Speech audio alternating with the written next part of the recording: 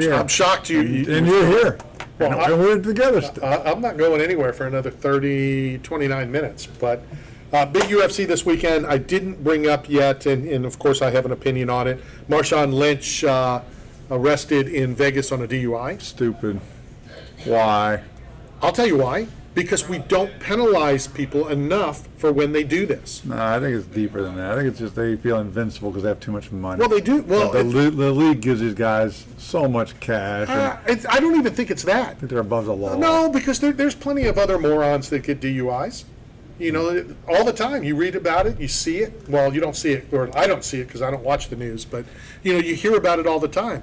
The book should be thrown at you if you have a DUI or a DWI. Thrown at you. Like years. 9 years in federal and Russian prison? The only problem with that is they should play the national anthem every hour. So Brittany Griner wasn't she a socialist? Like, didn't she, like, forever, like, wasn't that what she wanted? Like, now she has a taste of it? Yeah. If I was in Putin's circle, I would beg him to play the national anthem every hour, 24/7. So they've sentenced her to 9 years for bringing illegal drugs into the country. Right. And do you think they're going to trade for the arms dealer to get her out? I mean, what happens when she comes home? I guarantee you, if I tell you what I honestly, truly believe, there'll be people knocking on my door. The 1%? No. You have a different address. Yeah, like right. The one that I'll answer. Yeah. You know the UFC fighter that made comments about the president and then the Secret Service showed up at his door? Yeah. If I tell you what I truly believe, and I truly believe what will happen, and I truly believe I almost want it to happen, there will be people showing up at my door. So I'm not going to say it. But yeah, I think at some point, Dementia Man will trade the arms dealer for the drug dealer. Wow. Well, it's not the only time that words get people in trouble. I don't know if you're aware, but at UFC 277 in Dallas, Joe Rogan was critical of MMA judge Seth Fuller's scorecard of a bout. And Seth Fuller admits that he's not supposed to speak publicly about scoring the fight, but he was being harassed. People were sending him messages on his personal cell phone number about how stupid he was because Joe Rogan and the commentators were talking about how bad of an officiating job Seth Fuller did. Okay. And so your thoughts on that? Do you think who's right and wrong? Like, because Seth admits, I'm not supposed to talk about this publicly. He knows the rules. Right, but he is. But he is. So he's setting the record straight because he thinks it's just wrong and that he was under attack by a guy like Joe Rogan who has a big voice. Yep. And Joe's opinion weighs heavily in the MMA community, as we all know. So who are you blaming here, whether it's this knucklehead or you, because you're a knucklehead as well? No, you're not a knucklehead because you said that was a term of endearment, right? Yeah, knucklehead is Okay. endearment. Yeah, so I can't call you that anymore. Is it Joe Rogan's fault or is it his clan? No, it's Joe Rogan. I mean, Joe Rogan. Well, yeah. So it's like the Right. Barstool Sports dude. Right. Right. It's like his cronies, Right. like the stoolies, Right. doing his dirty work. It's kind of like what happened when a UFC fighter who was being harassed for steroid use, and he told his public, his country, to go after a media guy and take care of this for me. Oh. It's the only time I really addressed Dana, and it was none of my business. And I said, this is none of my business, but are you aware of this? One of the fighters just told Brazil, one of the Brazilian fighters, just told the country of Brazil to handle this media guy. Yeah, that's in Brazil they will What do just that. happened in Brazil with this legend? They executed 8-time world champion jiu-jitsu legend. I don't have a problem with Joe Rogan or anyone because I'm pretty critical of judges. And the state of Florida commissioner years ago said, I'm tired of you complaining about my officials. Why don't you become one? So I did. Yeah. Okay. On Saturday, I'm supposed to be the inspector over in Orlando. Inspector of what? The boxing commission for the boxing match. What are you going to inspect? Well, I'm going to inspect the hands, inspect to make sure that the tape is done right, that they're not cheating. Please tell me that's not true. It's true. It's true. But I passed the buck. I have a party here, and I can't get away that early. Well, yes, I will. Hold on, my head is going to explode. But I will be a part of the inspector with the Florida State Who? Athletic Commission.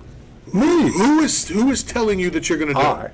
The guy who's hired me, the chief inspector. The chief inspector of the Florida Boxing Commission hired a putz like you to do this official business. I have 2 eyes, and I'm official.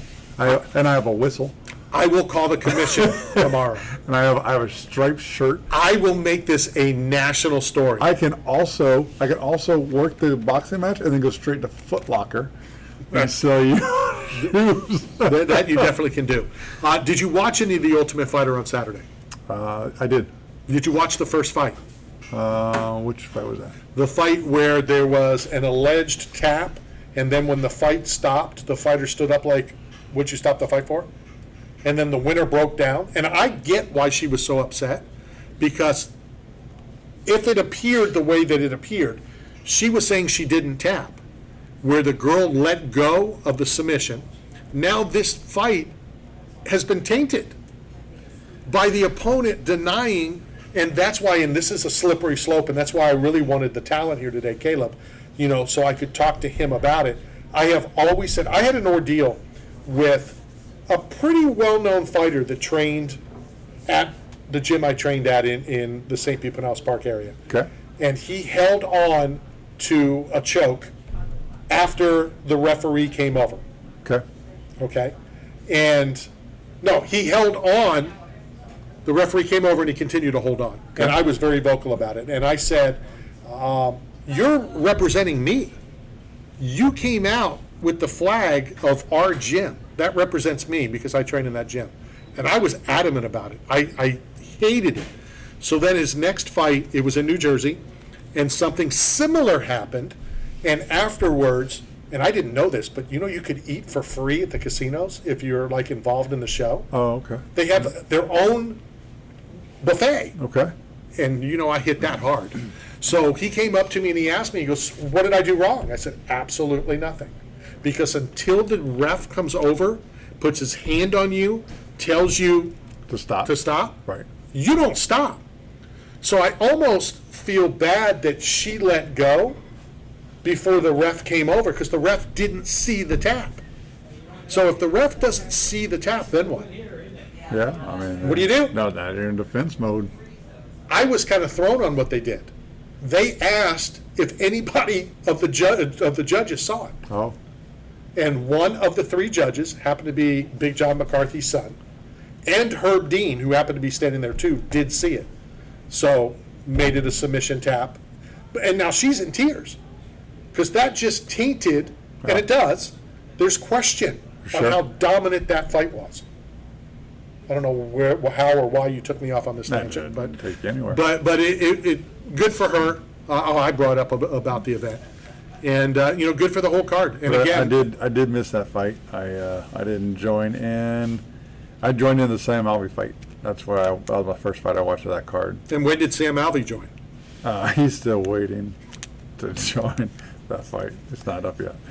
And then I watched the Terrence McKinney domination. Oh my God, That guy's a first round monster. he is the real deal. He better sign a first round, because that's all he does.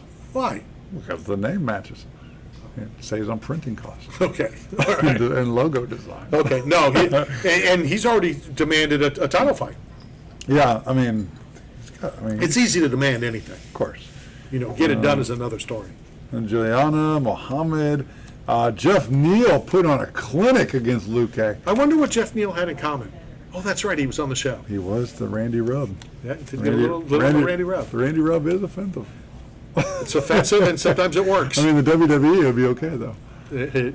Sometimes it definitely works. And then Jamal Hill, putting together. It was a good card. I like Jamal Hill. I like his story. I like his backstory. I like it feels like authentic, as far as like coming from nothing, and like the pride and setting his family up for a future, and he's got the skill to match. So excited fighter. Excited to see what happens next for him.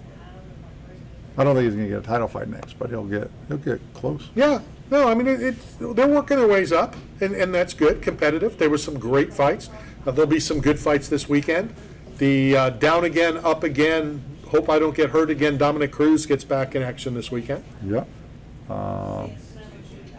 Yeah, I mean, Marlon Vera, it was a good fight. I don't know if I would want that as my main event. I would rather that be like, the main event on the prelim card going into like a bigger It's because fight. it's Dominick. I know. And Dominick Cruz still has a big name. And we'll see what happens. Guy's had a great career. Great career. Yeah, no disrespect to it, but it's kind of on the line of like, hey, you've been a commentator, keep doing that. I mean, I know you can still fight, but let's. One of my favorite Twitter wars or Twitter beefs was, and I know we've talked about this before. So somebody tweets the guy from the guy from Philadelphia, the commentator. Well, Paul Felder. And Irish Dragon. And he makes a comment about stick to commentating. You're a much better commentator than fighter. So Paul Felder responds and says, I bet you wouldn't say that to my face. And the guy responds, he said, you're correct. That's why I'm doing it on Twitter. I'm not going to say it to your face and get my butt kicked. He goes, touche. Okay. That's a good point. And speaking of main event on the prelim card, Angela Hill returns to the octagon Shocking. for the record 1,000th time. How do you not love her? She's amazing. She's Right? like Sam Alfie. Like, she's always on a card. You might have to pull up Angela Hill's Better record. Well, it's 13-12. All right. She's So, 50-50. yeah. So, I mean, if you're betting odds in Vegas, your 10% spread, you still make money. Well, when the fighter is 50-50, what I like is win, loss, win, loss, win, loss. So you know which way to game. Oh, yeah. Well, it's like roulette. Right. It's like a pattern. Right. If it's on the loss wheel, then the next one's a win. You can't fault that strategy. I happen to like it a lot. Who else is fighting this weekend? Well, I'm already off that screen. So. They don't call you the worst for nothing. No, so Angela Hill is on a 3-fight losing streak. So she lost 1, 2, 3, and then she beat Ashley Yoder. But She lost 2 in a row. hold on a Michelle second. Watterson. Of those three, Yeah. how many went to the decision? All 3 decisions. Okay. 2 unanimous, 1 split. Split. She lost. She beat Ashley Yoder by decision, unanimous. She lost to Michelle Watterson, the karate hottie, who doesn't like to be called hottie because it's It's offensive, sexual. but she still goes by karate hottie Right. for marketing. She lost that decision by split. She lost to Claudia Gladimir, split decision. But then she won 3 in a row, decision, TKO elbow, TKO doctor stoppage, then loss, win, 2 loss. So she's a streaky fighter. So coming off of 3 losses, I would say Angela Hill to win. Who's she fighting? It doesn't matter. It does matter. The roulette wheel says. No, I understand that, but when you're worried about the ball falling in the right little container, it still depends So on if she's it's fighting like Lupita Godinez. okay. She's 8-2. You might have surprised me, and it could have been like, I don't know, Amanda Nunes. And then it doesn't matter where the ball falls. All right, let's go hit our final break of the afternoon, and then I'll be done with Matt, at least for another week, which is very exciting for me. This is Knockout Radio, brought to you by 8 Man Strong and the grouper I'm about to eat. We'll be right back.